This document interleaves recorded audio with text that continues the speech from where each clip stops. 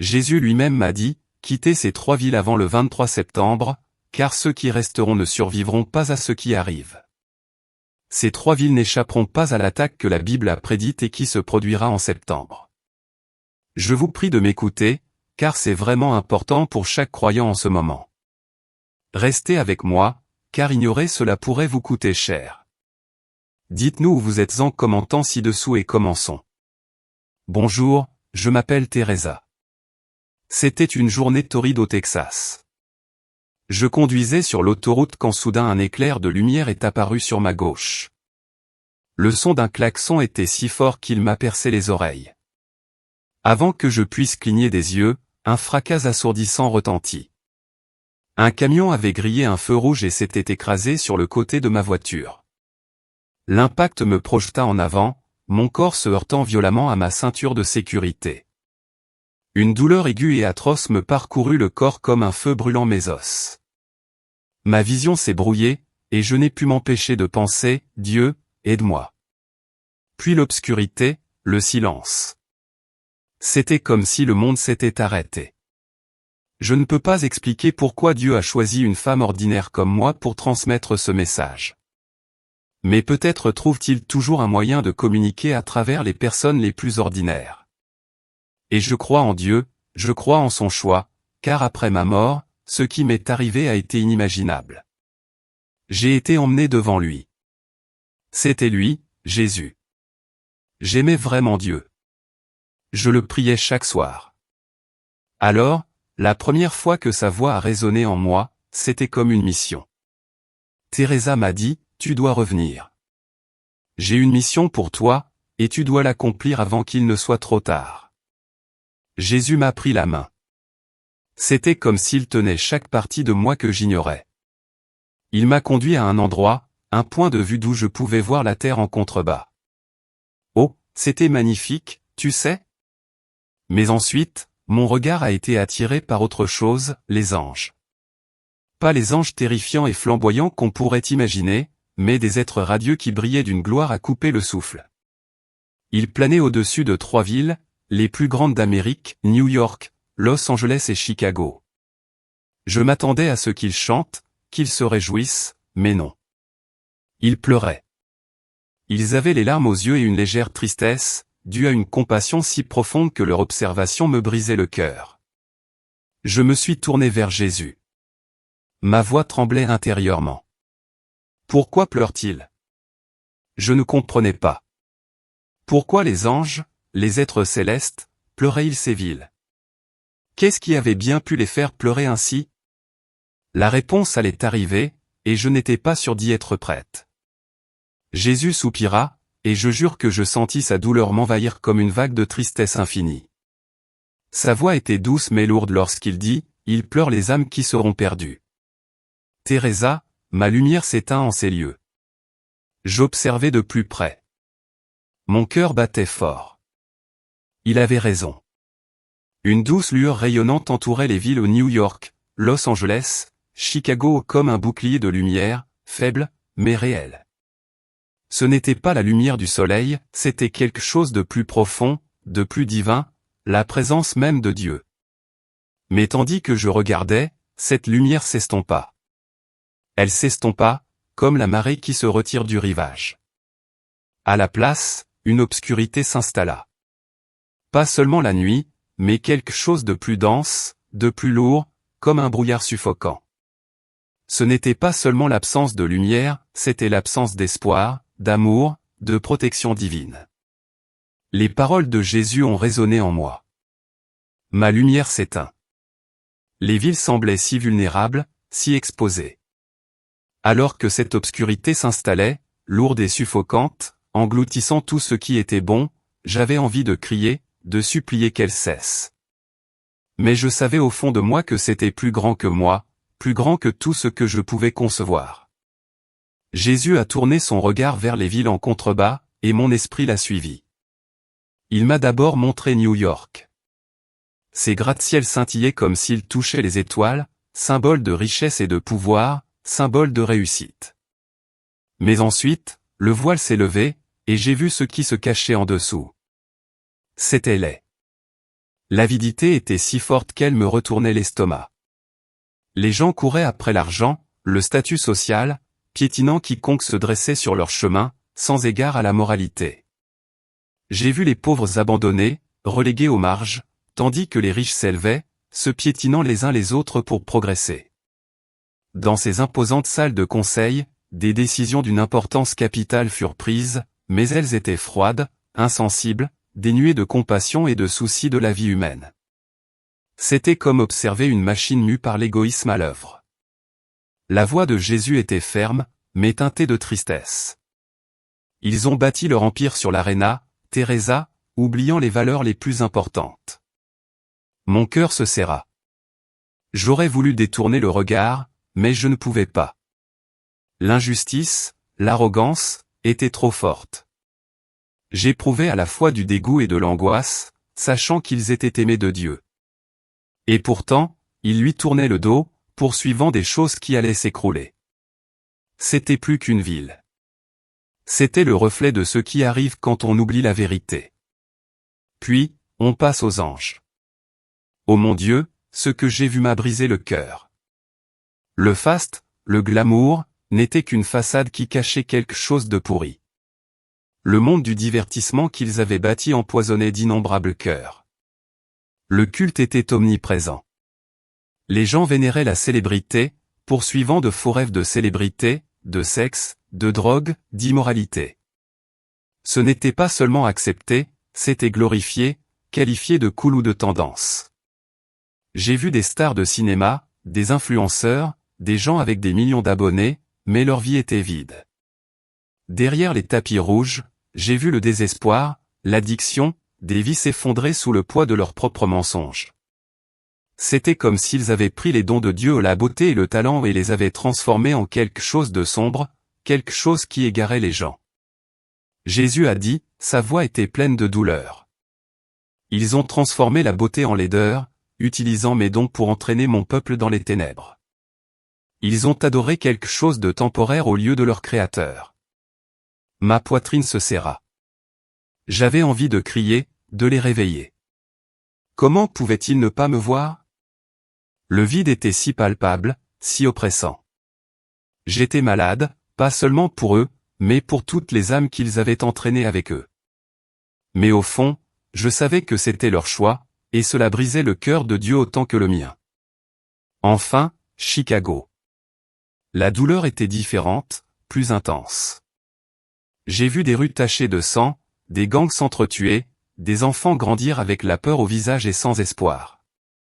La violence était omniprésente, implacable, telle une tempête qui ne s'arrêtait pas. La corruption avait rongé tout le système.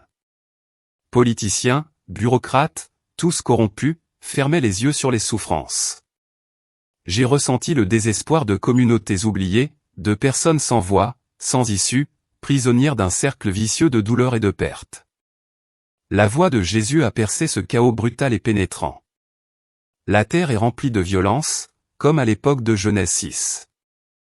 Il leur a lancé un avertissement, comme Jonas avait averti Ninive, mais ils ont fait la sourde oreille.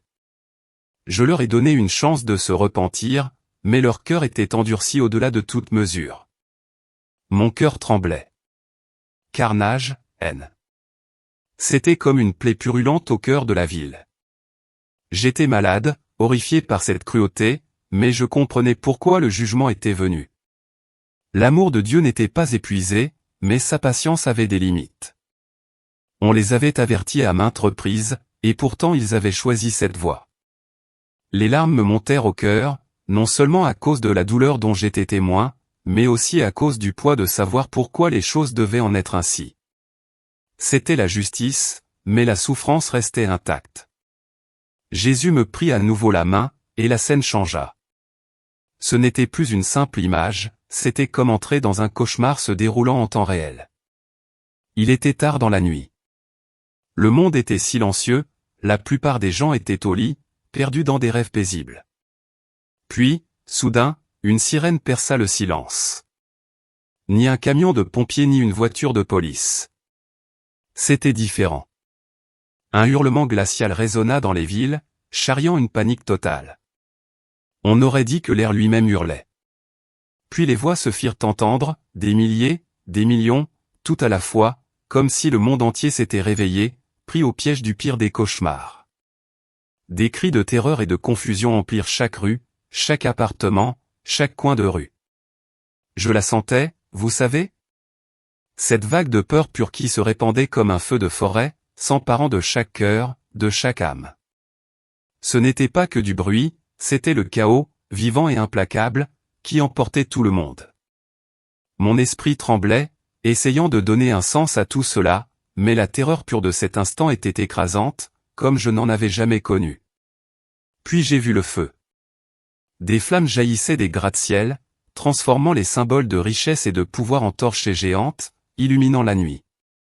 Une fumée noire s'élevait, épaisse et suffocante, recouvrant les étoiles jusqu'à ce que les villes soient plongées dans une obscurité étouffante. Dans les rues en contrebas, des millions de personnes se déversaient, courant dans toutes les directions.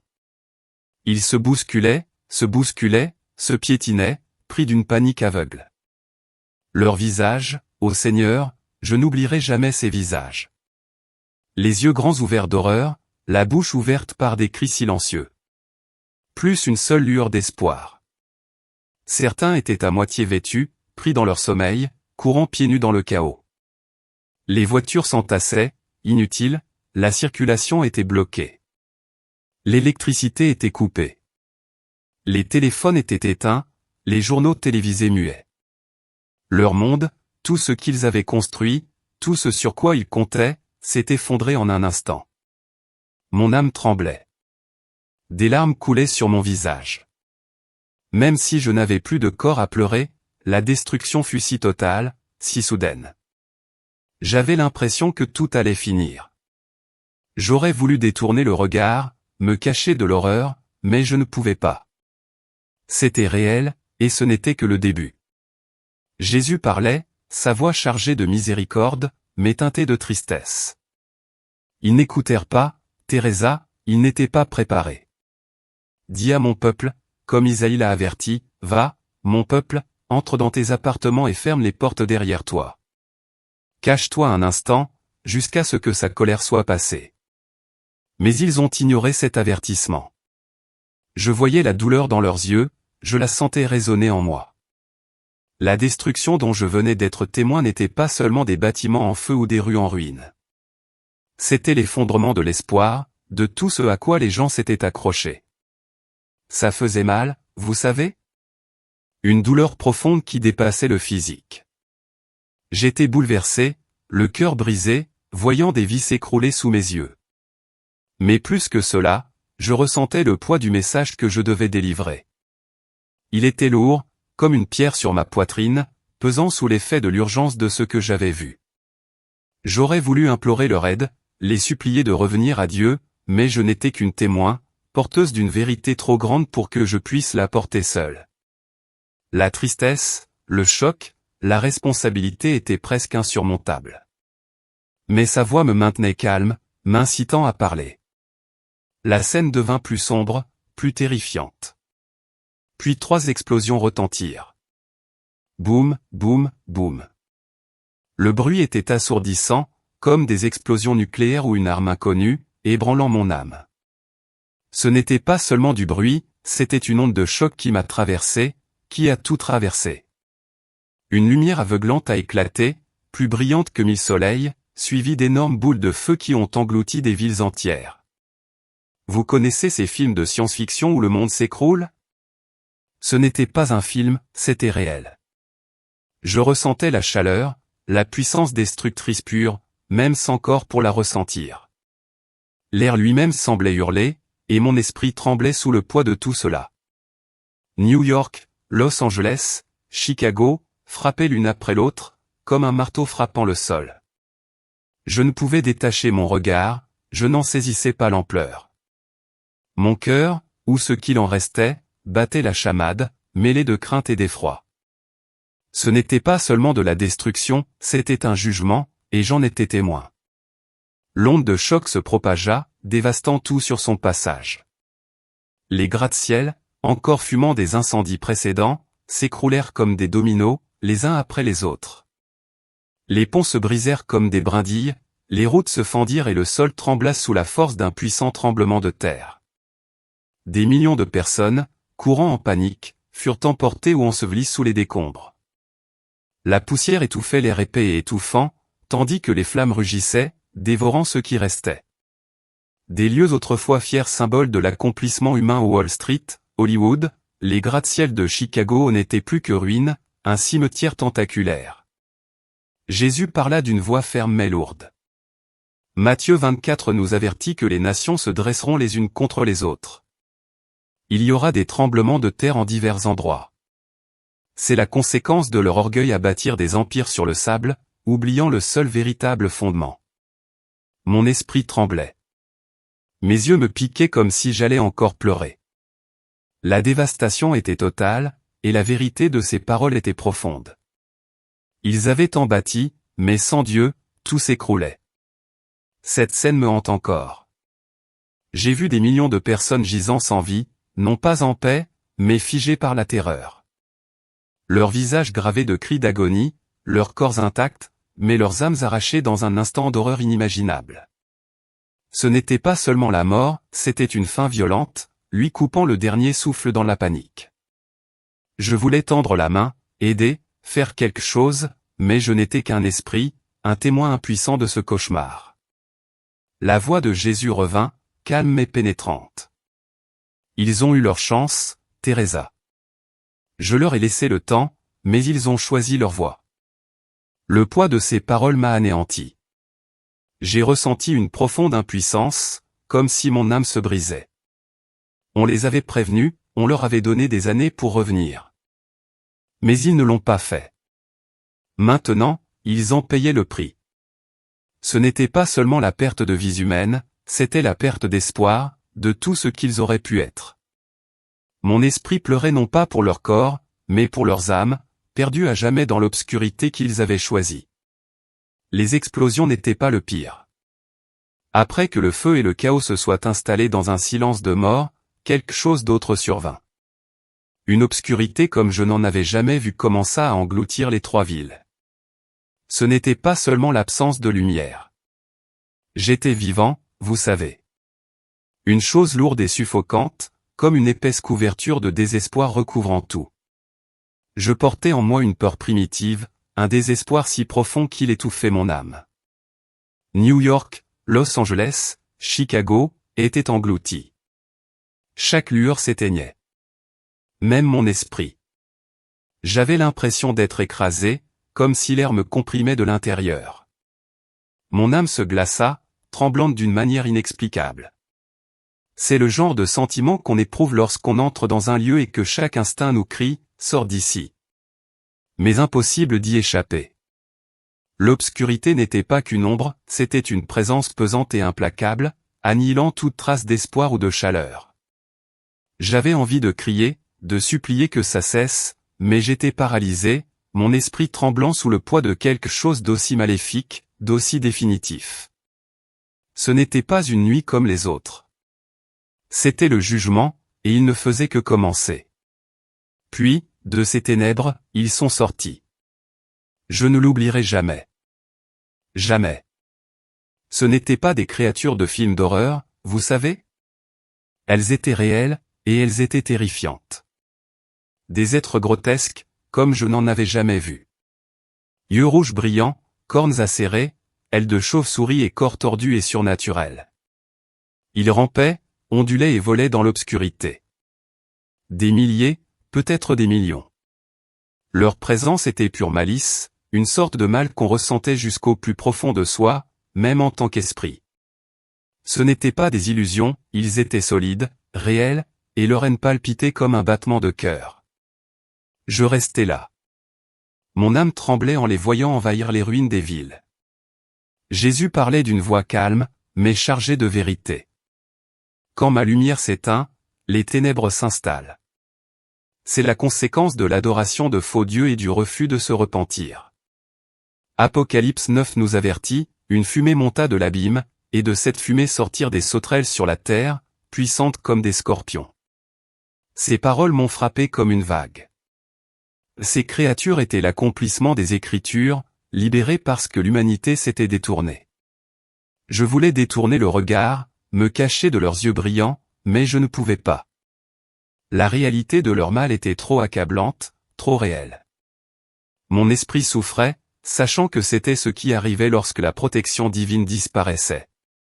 Ces créatures ne sont pas apparues comme ça, elles ont traqué et traqué les survivants, ceux qui rampaient à travers les décombres, cherchant désespérément un refuge. Elles n'ont pas tué immédiatement. Elles n'ont pas torturé les gens physiquement et mentalement, les détruisant, semant le chaos et le désespoir. J'entendis des cris, non seulement de douleur, mais d'une peur si profonde qu'elle brisait l'âme. C'était le cri de gens confrontés à un mal pur, brut et impitoyable. Certains tentèrent de prier, d'implorer Dieu, mais leurs voix furent couvertes par l'obscurité et les rires gutturaux et moqueurs de ces créatures. On aurait dit que les démons se nourrissaient de leur terreur, se nourrissaient de leur désespoir.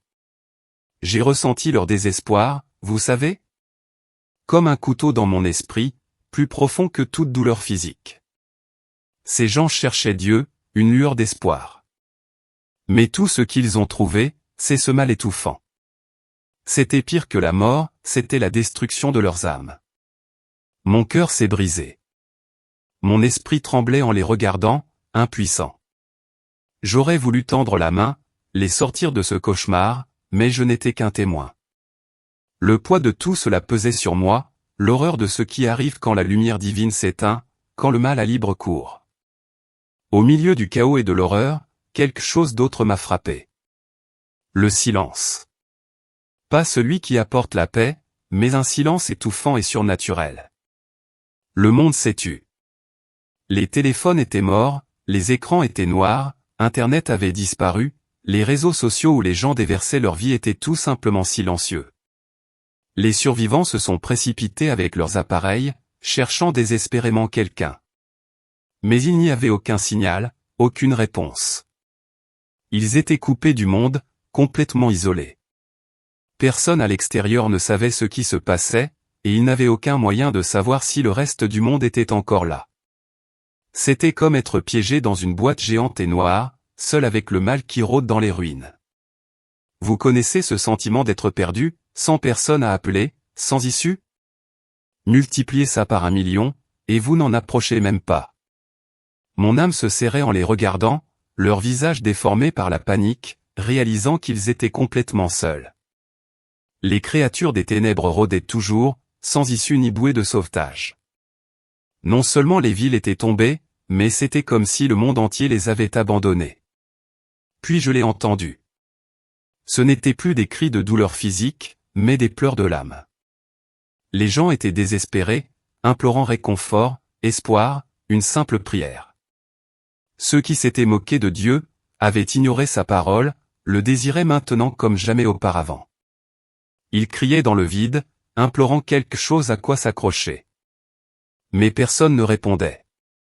Ni berger, ni ami, ni murmure de la présence de Dieu. Jésus parlait d'une voix chargée de tristesse.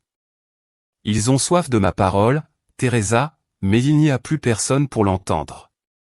Ils m'ont rejeté quand j'étais proche, et maintenant je suis parti. Amos lui m'a prévenu, des jours viendront où j'enverrai une famine dans le pays.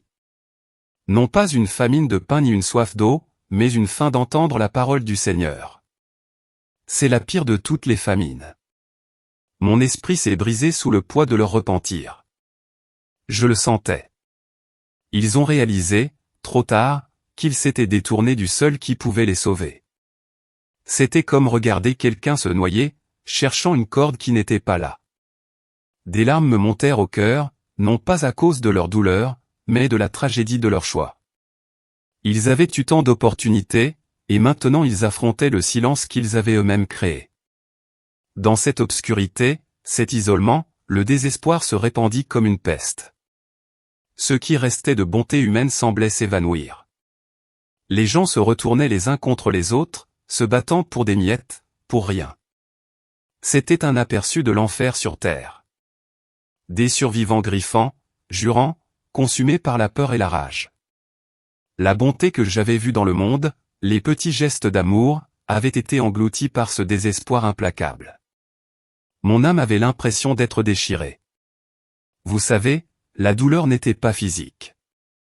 Elle était plus profonde, comme si l'essence même de l'humanité s'effondrait. C'étaient des gens que Dieu aimait, des gens pour lesquels il était mort, mais ils avaient perdu toute notion d'eux-mêmes. J'aurais voulu crier, les supplier d'arrêter, de revenir à lui. Mais j'étais impuissante. L'obscurité avait gagné, et avec elle, une destruction pire que la mort, la ruine de leurs âmes, privées d'espoir, de lumière, de tout ce qui valait la peine de s'accrocher. C'était un cauchemar dont je ne pouvais me réveiller, et il me laissait tremblante. Portant une douleur trop lourde à porter, Jésus se tourna vers moi, le regard profond et empli d'amour. Mais il y avait en eux un feu, une urgence féroce qui me secouait l'âme. Leur voix était claire, inébranlable, telle une cloche sonnant à travers le chaos. Teresa, tu dois leur dire que le jour approche. Le 23 septembre est l'heure d'agir. Ceux qui se trouvent encore dans ces 3 villes, New York, Los Angeles, Chicago, ne survivront pas. Dites-leur de partir maintenant, de tout abandonner. Leur vie, leurs âmes, valent plus que tout bien, plus que tout foyer. Le poids de leurs paroles m'a frappé comme un raz-de-marée. Il n'y avait pas de place pour l'hésitation ni pour une seconde chance. C'était l'avertissement final, et le temps pressait. Mon esprit ressentait l'urgence comme un tambour battant dans ma poitrine. Je le lisais sur son visage. L'amour de Dieu pour son peuple, son désir ardent de les voir écouter, échapper à ce qui allait arriver. Ce n'était pas seulement un commandement, c'était une supplication, un appel désespéré à sauver ceux qui lui étaient chers. Vous savez, en écoutant cela, je ne pouvais m'empêcher de me demander combien d'entre vous, qui nous regardons maintenant, vivent dans ces villes. Ou peut-être connaissez-vous quelqu'un qui y vit. New York, Los Angeles, Chicago, le 23 septembre.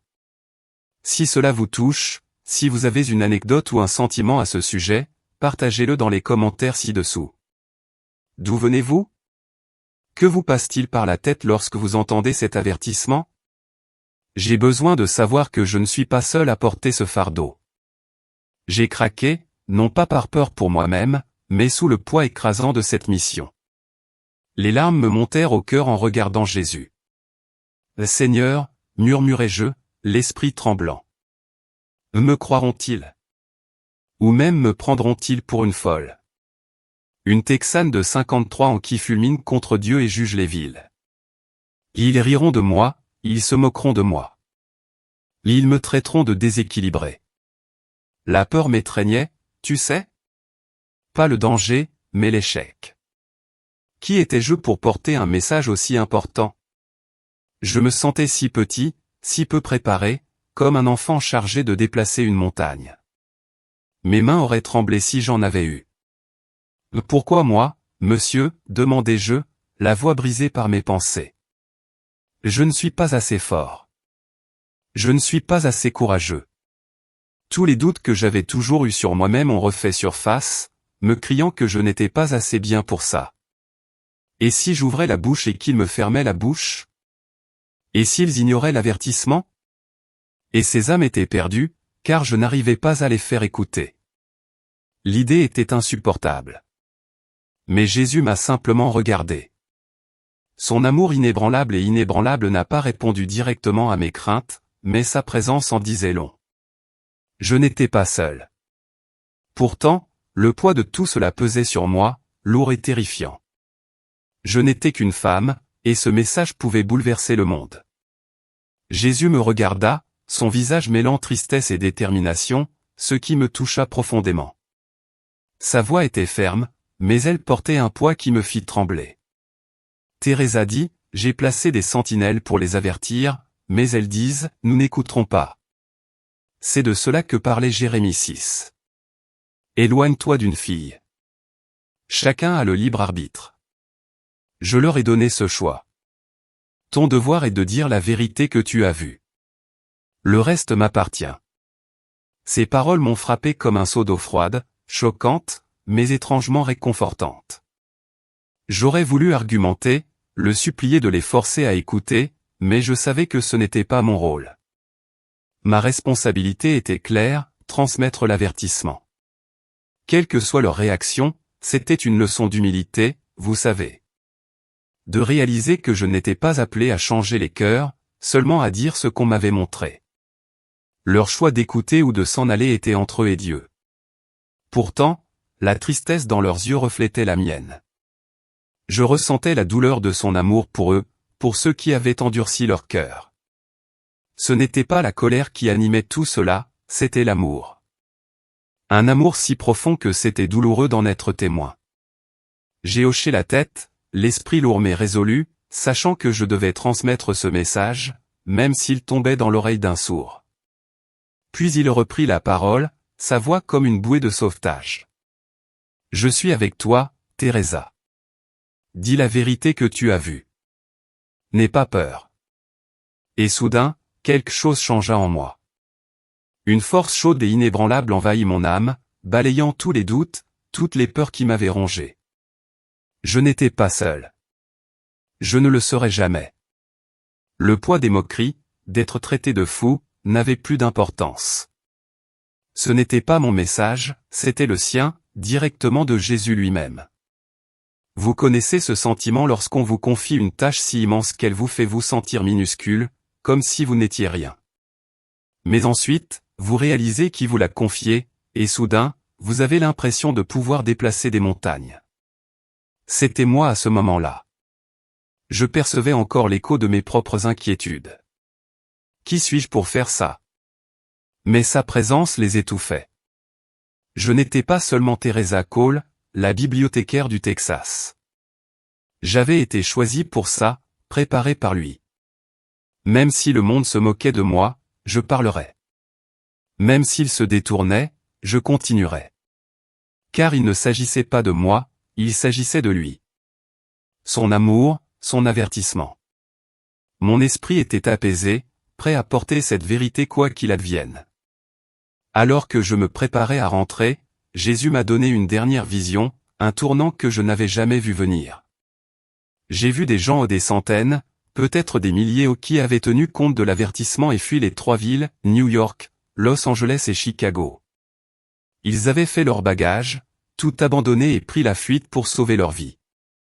Mon cœur s'est emballé, pensant, ils sont sains et saufs. Les avez-vous entendus? J'ai ressenti une vague de soulagement, comme un poids qui s'enlevait de mes épaules. Mais soudain, le paysage a changé, et mon soulagement a été brisé. Tout le monde n'était pas en sécurité.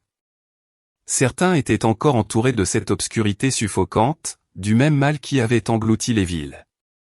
Ces créatures grotesques que j'avais vues, celles aux yeux brillants et aux formes tordues, les traquaient même au-delà des limites de la ville. Elles les griffaient. Leur présence transpirait la malice. J'étais abasourdi, mon âme se retourna. Pourquoi? J'ai crié. Ma voix tremblait dans mon esprit. Ils se sont échappés. Ils ont fait ce que tu leur as demandé. Mon cœur se serrait de confusion en voyant ces gens courir pour se mettre à l'abri, toujours poursuivis par l'obscurité. Cela n'avait aucun sens. Ils n'en avaient pas fait assez. Je ressentais la piqûre de leur peur, de leur désespoir, comme si c'était le mien. Pourquoi l'avertissement de Dieu les aurait-il amenés ici pour affronter cela? La réponse allait arriver, et elle allait bouleverser tout ce que je croyais comprendre du salut. Jésus parlait de sa voix chaleureuse et aimante, mais ferme dans sa vérité. Teresa, aucun refuge physique ne peut te sauver. Seul le fait de se cacher en moi apporte la véritable sécurité. Puis il me montra quelque chose de miraculeux, quelque chose qui me coupa le souffle. J'en vis d'autres qui avaient fui les villes, mais ils étaient différents. Une douce lumière les enveloppait. Une paix si profonde qu'elle semblait rayonner de l'intérieur. L'obscurité ne pouvait les atteindre. Ces créatures monstrueuses aux yeux rouges et aux ailes tordues reculèrent, incapables de s'approcher. Sur le front de ces personnes, j'ai vu une marque, pas un tatouage physique, vous savez? Mais un sceau spirituel éclatant et indéniable. Jésus a dit, ceci est le sceau de l'agneau, la marque de ceux qui ont une foi sincère, une obéissance totale et un cœur repentant. Comme le dit Apocalypse 7h7, ils étaient marqués au front comme serviteurs de notre Dieu. Seuls ceux qui portent ce sceau et qui trouvent refuge en moi sont en sécurité. Comme le déclare le psaume 91, celui qui demeure sous l'abri du Très-Haut reposera à l'ombre du Tout-Puissant. Ces gens m'ont fait confiance non seulement en parole, mais toute leur vie.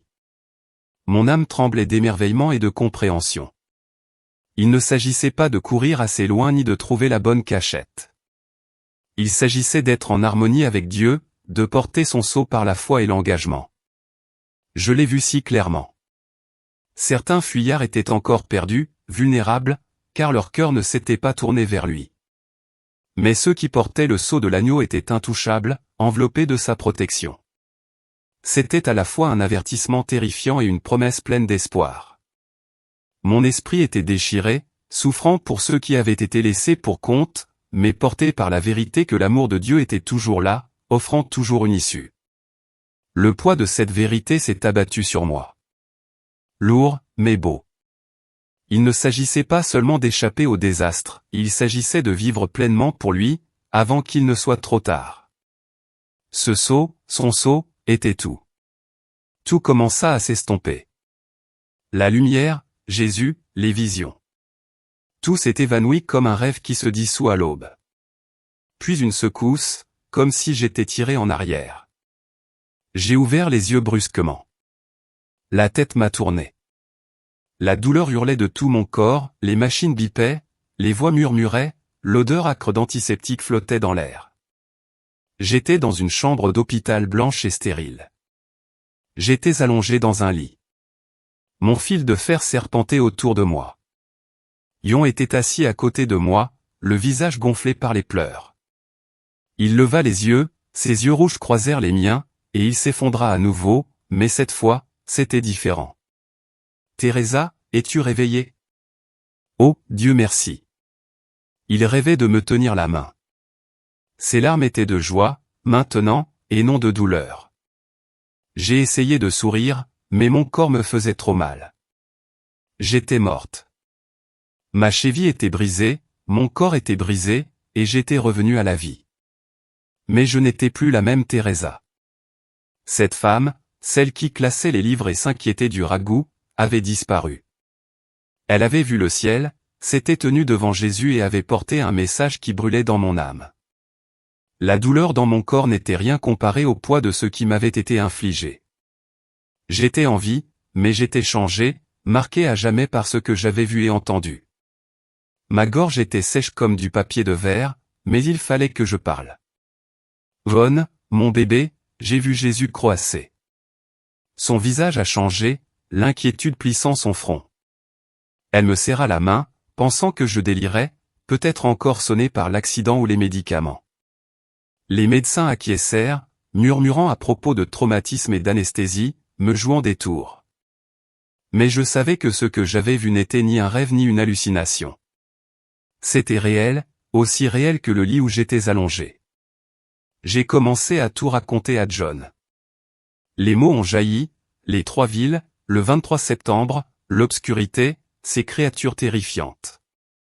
J'en ai parlé aux infirmières, à l'aumônier de l'hôpital, et même à notre pasteur. Vous connaissez ce sentiment quand on a vécu quelque chose d'aussi grand, d'aussi capital, et que personne ne vous croit? C'est solitaire, comme crier dans le vide. Leurs yeux, bienveillants mais compatissants, me faisaient plus mal que la douleur dans mes côtes. Ils pensaient que j'avais perdu la raison, que l'accident avait brouillé mon cerveau. Teresa, tu as besoin de repos, disait-il. Oh, ne tirons pas de conclusions hâtives. C'était exaspérant. Comment convaincre les gens de ce qu'on a vu de son âme, entendu de son esprit? Je voulais les saisir, les secouer, leur faire ressentir l'urgence, la vérité. Mais je n'ai reçu que de doux sourires et des regards inquiets.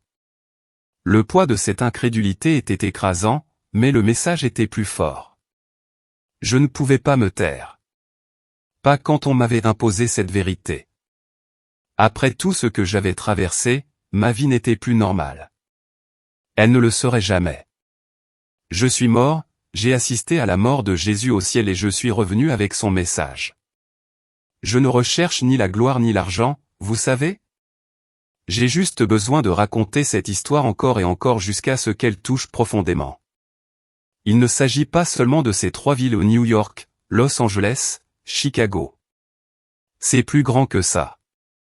C'est un avertissement qui vous bouleverse profondément, un appel à la repentance, à la foi, à réconcilier votre cœur avec Dieu. J'ai vu la destruction, des villes en flammes, des vies brisées. J'ai vu ces créatures terrifiantes surgir des ténèbres. J'ai vu un désespoir si profond qu'il a brisé l'âme. Mais surtout, j'ai vu l'amour de Dieu, un amour si puissant qu'il m'a renvoyé pour vous dire cette vérité. Je ne suis plus la même femme qui est partie à l'église ce matin de juillet. Cette Teresa est partie. Aujourd'hui, je suis animé par cette mission, par ce besoin ardent de partager ce que j'ai vu. Mon cœur aspire à ce que vous l'entendiez, à ce que vous compreniez les enjeux. J'ai vu le prix à payer pour se détourner de Dieu, mais j'ai aussi vu sa miséricorde, son offre d'issue. Je suis ici pour vous supplier, n'attendez pas qu'il soit trop tard. La chose la plus importante que Jésus veut que je vous dise, c'est de ne pas fuir une ville ni de vous cacher dans un bunker. Vous ne savez pas, il s'agit du sceau de l'agneau. Il s'agit d'avoir Jésus dans votre cœur, de le laisser être tout pour vous. Il s'agit d'une foi véritable, d'une obéissance totale et d'un cœur qui s'est tourné vers lui avec repentance. Le monde est un endroit dangereux. Les ténèbres sont réelles et elles s'efforcent d'entraîner les gens vers le bas. Mais s'ils ont Jésus, s'ils portent le sceau de l'agneau sur leur front, ils sont en sécurité. Non seulement à l'abri du danger physique, mais ils sont soutenus, protégés, cachés en lui. C'est le seul véritable refuge. Je l'ai vu de mes propres yeux. Ceux qui avaient ce sceau, cette lumière, étaient intouchables. Même lorsque les ténèbres tentaient de les engloutir, les créatures du mal ne parvenaient pas à les approcher. Je l'ai vécu, je l'ai ressenti. Cette paix qui surpasse tout ce que ce monde peut offrir. Ce qui compte, ce n'est pas où l'on est, mais avec qui on est. Jésus est le refuge, le rocher, le seul espoir qui nous reste. Je te dis cela parce que c'est la seule vérité que je puisse t'offrir, la seule chose qui compte. Le monde peut s'écrouler, mais si tu lui appartiens, tu es en sécurité. Mon âme vibre de cet espoir. Et je prie pour que tu t'y accroches aussi, car c'est la seule chose qui te permettra d'affronter tout ce qui t'attend. Mon histoire paraît incroyable, non? On dirait un film ou un rêve, mais elle est réelle et m'a changé à jamais. J'étais autrefois une femme ordinaire, préoccupée par des broutilles, mon jardin, mes petits-enfants, la préparation du dîner. Aujourd'hui, je porte un fardeau, un témoignage, une mission qui m'est venue directement de Jésus lui-même. Ce que j'ai vu de l'autre côté de la vie et de la mort m'a ouvert les yeux sur l'amour de Dieu, sa justice et l'urgence de préparer nos âmes. J'ai vu la gloire du ciel, ressenti sa présence et constaté l'obscurité qui s'installe lorsque nous nous éloignons.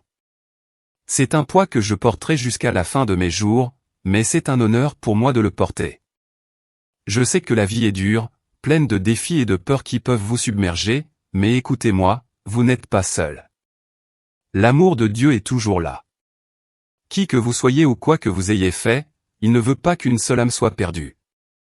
C'est pourquoi une femme ordinaire du Texas m'a renvoyé avec une seconde chance de partager ce message.